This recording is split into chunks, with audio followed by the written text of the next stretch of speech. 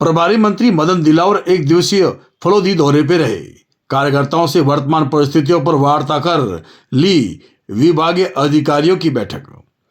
प्रदेश की भजनलाल सरकार के प्रभारी मंत्री मदन दिलावर सोमवार को एक दिवसीय दौरे पर फलोदी पहुंचे, जहां जिला प्रभारी मंत्री का भाजपा कार्यकर्ताओं ने जोधपुर चौराहे पर शहर मंडल अध्यक्ष शिव पंचार्य के नेतृत्व में भव्य स्वागत किया। इसके बाद मंत्री दिलावर शहर के पीडब्ल्यूडी गेस्ट हाउस में कार्यकर्ताओं से वर्तमान परिस्थितियों को लेकर वार्ता कर जानकारी ली।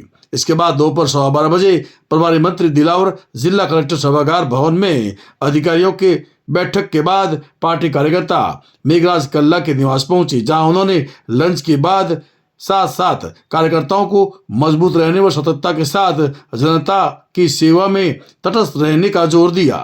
इसके बाद प्रभारी मंत्री दिलावर जोधपुर की ओर प्रस्थान किया।